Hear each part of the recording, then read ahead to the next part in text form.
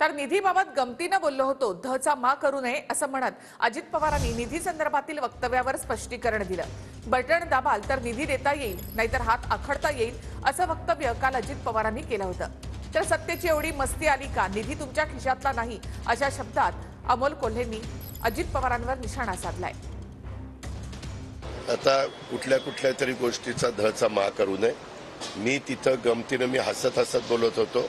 तो सगळा क्राऊड हा डॉक्टर मंडळींचा होता, वकील मंडळींचा होता. त्याच्यामुळं आम्ही सांगायचा प्रयत्न करतो की बाबा ज्यांनी मागं काम केलं त्याच्यापेक्षा जास्त निधी, जास्त विकास आम्ही त्या भागाचा करू.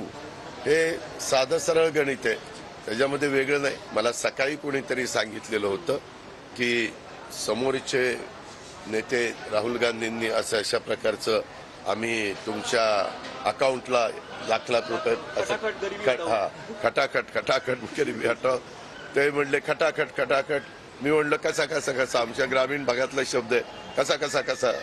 त्याचा फार पुढे भाऊ करू दे एवढीच आमची विनंती. सत्तेचा हा उन्माद, सत्तेची ही जर एवढी मस्ती आली असेल तर एक सर्वसामान्य मध्यमवर्गीय माणूस म्हणून तुम्हाला सांगू इच्छितो, जो तुम्ही निधी देणार आहात ना, तो तुमच्या खिशातला नाही, या मायबाप जनतेच्या टॅक्सच्या पैशातून तो निधी गोळा होतो.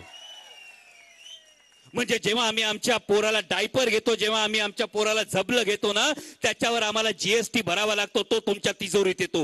जेव्हा आम्ही आमच्या म्हाताऱ्या आई बापाला औषधं घेतो ना, त्याच्यावर जो टॅक्स आम्ही देतो तो तुमच्या तिजोरीत येतो. आणि तो आलेला टॅक्स जर तुम्ही स्वतःची मालकी असल्यासारखं म्हणत असाल, पाहिजे तेवढा निधी देतो, तर मग एक सांगा, अहो जेमतेम 2% लोकांचा जर तुम्हाला पाठिंबा असेल तर टॅक्स फक्त त्या 2% कडून घ्या ना. आम्ही टॅक्सच देत नाही तुम्हाला.